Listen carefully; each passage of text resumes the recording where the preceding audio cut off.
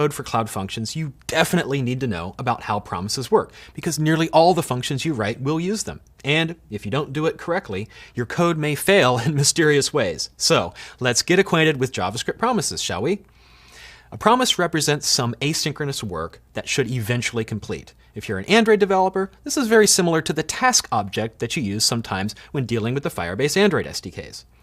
When the work tracked by a promise is still executing, the promise is in a pending state. Then, if the work completes successfully, the promise is said to be fulfilled. Or if there's an error, the promise becomes rejected. These are the only three states that a promise can be in: pending, fulfilled, or rejected. And once the promise becomes fulfilled or rejected, it can never change state again.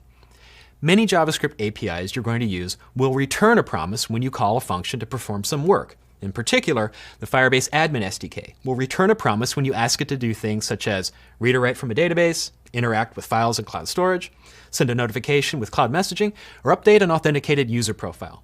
Any API that returns a promise will do so immediately before the work is complete. This is very important to remember because you need to use this promise to figure out when the work is done. Only when all the work is done is it safe to terminate your function, and it's crucial not to let your function terminate while work is still going on. So, how exactly do you terminate a Cloud function correctly? Well, there's two rules to know. First, for HTTP type triggers, they're terminated after they send a response to the client using the response object that it received. If you followed my last video, you saw that with a hello world function. Second, for all other types of triggers, called background triggers, you need to return a promise that's fulfilled only after the work that was started in the function is fully complete. If there's no work to wait on, you can just return null. But you can't leave any promises dangling in your function without proper handling. Otherwise, your pending work may not complete the way you expect. When you return a promise from a background function like this, it tells Cloud Functions to wait until the promise becomes fulfilled or rejected before moving on and cleaning up that function. If you return any other type of value, Cloud Functions will ignore it and terminate the function immediately. All right, enough talk. Let's look at some code. Today, I'll show you an HTTP function. Here's that hello world function from the last video. It's written in TypeScript, which is very similar to JavaScript, but it's not very useful, so let's change that. Say I want to make this function return the contents of a document in my Firestore database to the client, kind of like a simple web API. In the Firebase console for my project, you can see I have a collection of documents called Cities Weather, where each document tracks the current weather conditions over time in a city. I'm going to Boston soon, so I want to make an HTTP API endpoint that anyone can call that returns the weather in Boston. Easy enough with Cloud Functions. Back to VS Code, the first thing I'll do here is rename the function. Then I'll import the Firebase Admin SDK. If you remember, that module was already installed in my project when I created it. The admin SDK needs to be initialized before use, so I'll do that. Then I'll use it in my function to get the document I want. I know the path of it already, so this is easy. Notice that VS Code is automatically giving me some information about the get method. And I see it returns a promise that contains a document snapshot type object with the data I'm looking for. So what I need to do here is use that promise to get a snapshot of the Boston weather document. Promises have a method called then that lets your code continue after the promise is fulfilled with the results of the work that just finished. It takes a callback function that's invoked with those results as its only argument. We can see here that VS Code is confirming that the callback passed to then will give me a document snapshot object as the argument to the function I'll write. Inside this callback function, I'll take the snapshot and convert it to a JavaScript object. And with that, I'll send its JSON representation to the client. The response object knows how to convert the object to JSON for me. Lastly, this call to send the response terminates the function. Now I want to test this code I just wrote. In my last video, you saw that I used the Firebase CLI to deploy my code to Cloud Functions to test it. But that's not always the easiest thing to do. Most of the time, it's easier to test your code on your computer before you deploy it. This can be a whole lot faster than deploying the function every time you make a change to it. So instead of deploying, I'll run it locally on my computer with the Firebase CLI. For HTTP type functions, I can emulate them like this. Before I can emulate the HTTP function, I need to compile that TypeScript into JavaScript. I'll do that at the command line. First, I'll change to my project functions folder. Here, I'll run tslint on my code to check for possible errors with npm run script lint. And what do you know? There's a problem. It's saying there's an error where I'm not handling promises correctly. It's giving me the line number, so I'll go there to look. Back in VS Code, what I'm remembering now is that I should be thinking about what happens if this promise might be rejected with an error. Since a promise can be rejected when there's an error, it's important to think about whether or not you need to handle the error cases anytime you're working with a promise. I think that's important here, so I'll use the catch function on the promise to trap any errors. It's important to know that the then method also returns a promise that's fulfilled or rejected with all the prior work, so I'll get a hold of that. What I'll do is call the catch method on this promise to trap anything that goes wrong with the Firestore get method, and also inside the then callback. If there's an error in either function, the catch callback will be invoked with an object that describes the error. What I want to do here is log the error to the Firebase console and also send an HTTP error response to the client. You probably want to send a custom error response instead of whatever the error message happens to be here. So this is just a start. You should be aware that the error message may contain private information and you don't want to send that to any client. Okay, I'll run the linter again, compile the code, and emulate the function, hopefully for real this time. First, I'll run my npm run script lint again from my shell history. Everything checks out. Then I'll run npm run script build to compile the TypeScript. This runs the build command defined in the package.json file that Firebase init set up for me. It executes the TypeScript compiler, or TSC, to convert my TypeScript into JavaScript. The converted JavaScript appears in the lib folder next to source. You can see it looks a lot like the original TypeScript, but I think you'll agree that the TypeScript is easier to read. Now I'll use the Firebase CLI to emulate this function. I'll run the command firebase serve only functions to kick that off. You can see that it gives me a URL to my function on localhost, my personal machine, to invoke the function. So what I'll do is copy the URL, then use curl on the command line to make an HTTP request to invoke the function. You may remember last time that I copied and pasted the function URL into a web browser to run it. You can do that as well, but sometimes I like to run it this way too. And you can see here the JSON contents of the Boston weather document generated by my function. In the code I just showed, it's important to note that I'm sending the full response to the client in every code path, both success and error. This is very important. If you don't send a response to the client, your function will time out and the client will receive nothing after that timeout. That's a pretty bad experience for a web API. So be absolutely sure you're sending something back in all cases, in all code paths. Okay, this function works fine, but it's a little bit ugly, and there's some things I can do to clean it up. Typically people chain their promise functions together for less typing and better readability. So I'll do that to tidy up my function right now. What I'm doing here is removing all the constants that contain the promises. I can simply allow the then and catch methods to work directly with the return promises without requiring any sort of variable. This is pretty typical when you have one thing happening after another in sequence. So what I have here now is the promise returned by get has its then method called. Then the promise returned by then has its catch method called. And now it's all good. From now on, I'll write all my promises like this. Okay, now you know the basics of using promises in your HTTP functions. Like I mentioned before, nearly all your functions will use promises in some way. Now, let's review those two rules for terminating your functions. First, for HTTP type triggers, you have to send the response to the client as the very last action you take in your function for all code paths in that function. And that's what we did today with the help of promises. Second, for all other types of triggers, you have to return a promise from the function that becomes fulfilled or rejected when the work is complete. And that's what I'll show you next time. And for those of you that a JavaScript promise represents some asynchronous work going on in the background of your function. It has three states: pending, fulfilled, and rejected. And you can write callbacks using the then and catch methods on a promise to know when the state changes. You also learned the first rule for terminating a cloud function. HTTP triggers must send a response to the client to terminate properly. Today we'll look at the second rule. For all other types of triggers, you must return a promise that becomes fulfilled or rejected when all the pending work in that function is complete. This lets Cloud Functions know when it's safe to clean up the function invocation and move on to the next one. Last time, I wrote an HTTP function that fetches a document from Firestore, and it sends its contents to the client like a simple web API. This time, I'm going to write a Firestore trigger that fires whenever that document gets updated with new data. If you recall, my Firestore database looks like this. In the Firebase console, you can see I have a collection called Cities Weather, where each document tracks the weather conditions over time in a city. As I mentioned in the last video, I'm going to Boston soon, so I made an HTTP API endpoint that my app can call to get the latest conditions. Any app can poll this location to check for updates to see if something changed with the weather conditions in Boston. This is okay for general use by anyone who knows the HTTP endpoint, but I have my own Firebase app connected to this project, and I don't want my app to keep polling this endpoint repeatedly to get updates.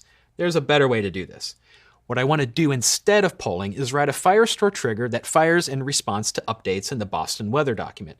With each update, I'll use cloud messaging to send a notification to my app to indicate a change in weather conditions. This is far more efficient than repeatedly polling the HTTP endpoint or even querying the document directly, and my app can always stay up to date with the latest weather data, even when it's not running. Let's see how to do that. Here's the HTTP function from last time that can be polled for weather updates in Boston. What I'll do here is write a new Firestore trigger that fires in response to updates to that document. I'll export it and call it onBostonWeatherUpdate. Then I'll use the Functions SDK to create a Firestore trigger that responds to updates in the Boston weather document. I'll pass a function to the onUpdate method, which will be invoked whenever there's a change in this document. The function accepts a change parameter that describes the update that happened. The change parameter has two properties, before and after. I'm interested in the contents of the document after the change occurred.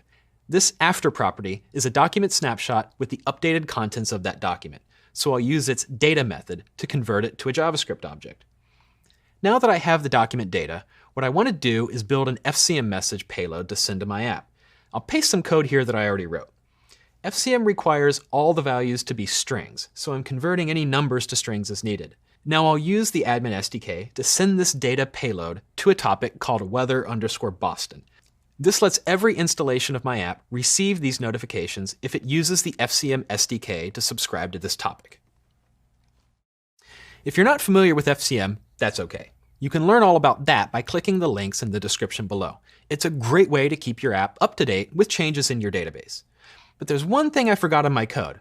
Remember the second rule for terminating all functions other than HTTP triggers. They must return a promise that's fulfilled or rejected when all the pending work is complete. What I forgot to check in my code is what the admin SDK returns when I sent that message. So let's go see it in VS Code. If I hover the mouse over Send to Topic, VS Code will tell me its arguments and return value. And I can see here that it returns a promise. That means this function returns immediately, but it isn't finished until the promise is fulfilled or rejected. So what I can do here is return this promise from my function, and that will make Cloud Functions wait until FCM is done before cleaning up and moving on. Okay, that's better. But there's still one thing to consider. Remember that every promise either becomes fulfilled successfully or rejected with an error. So it's a good idea to think about if you need to handle any error conditions when you're dealing with the promise. If you remember from the last video, you can use the catch method on a promise to trap any errors. What I'll do is call the catch method on the promise returned by send to topic.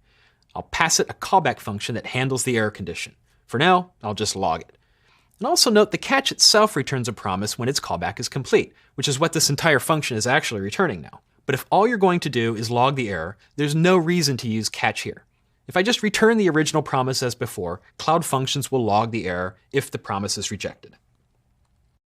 In that function, if I didn't return a promise that's fulfilled when the admin SDK is done sending the message asynchronously, it's very possible that the message would never be sent because Cloud Functions could clean up before the work is done.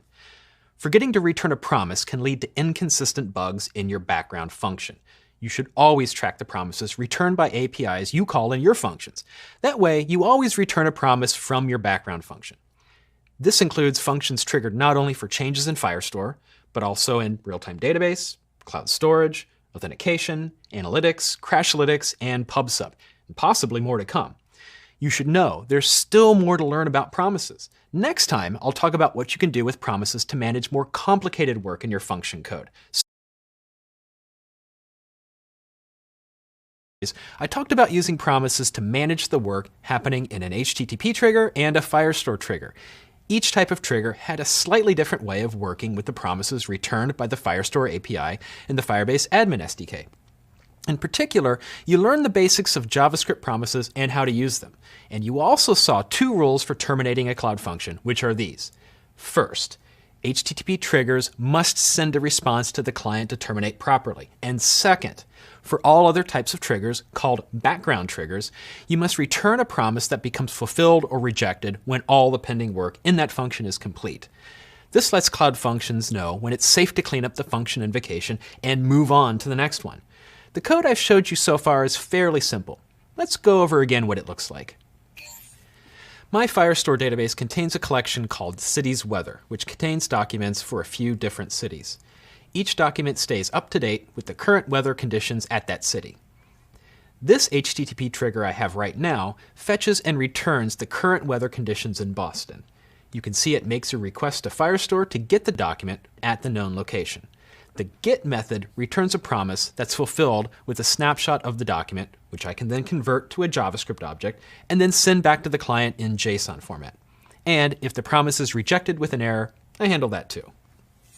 Now, what I want to do here is group neighboring cities by a larger area and create an HTTP trigger that returns the weather conditions for all the cities in that area. So, what I've done is created another collection in Firestore called Areas, and the documents in there contain a list of cities in that area. Let's take a look. Now, in Firestore, you can see that new collection, and it contains a document for the greater Boston area. This document has a property called Cities, which is an array of city IDs in that area. Right now, it's just Boston, Cambridge, and Somerville. This is an incomplete list, and I'll update that later. So what I need to do is create a new HTTP trigger that reads the Boston area document, gets this list of cities, reads each of the matching documents from the city's weather collection, and returns them to the client. So I'll switch to VS Code and start writing that. What I'll do here is export a new HTTP function called getBostonAreaWeather. In that function, I'm going to query that Boston area document. Get returns a promise, so I'll use the then method on that to get the document snapshot when the query is complete. I'll convert that snapshot to a JavaScript object, then access the document property called Cities that has the array of city IDs. I can iterate this array, then build a reference to each city's weather document that I need to read. There's a little snag here. Each of these calls to get returns a promise, and there will be several for each area. And I need to wait on all of them to finish and get all of their data to send to the client. Now in this situation, I don't necessarily know how many cities there will be, but I need all their results. And I don't need to wait for each one to complete one after another. They can happen all at the same time in parallel. So what I really want to do here is kick off all the queries at the same time, then continue after all of them are complete. Once I have the entire set of documents, I'll send a final response to the client. And I can manage this all with a function called promise.all. Let's see how that works. First, I'll collect all the promises into an array. I can do that by creating an empty array before the loop. Then inside the loop, I'll push each promise into that array. Remember that get returns immediately, so each one of these promises is still in the pending state and should be fulfilled later on. Once I have the promises collected, my code needs to wait for all of these promises to become fulfilled before moving on. I can use the function promise.all, pass it the array of promises, and it will return a new promise that's fulfilled only after all of those other promises are fulfilled. With that, I can call its then method to continue with more work, but that means I'm nesting my code deeper than necessary. The best thing to do here is to return that promise from the callback. Now let's see what happens to a promise return like this.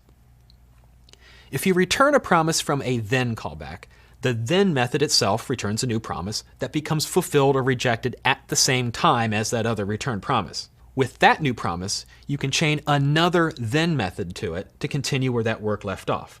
You can use this to write another callback that receives the results from the promise fulfilled in the prior callback. In this case, it's an array of document snapshots with the result from each get. So, this snapshots argument is the array of the document snapshots that are fulfilled from the array of promises above. What I'll do here is iterate that array of snapshots to collect all the weather condition objects for each city.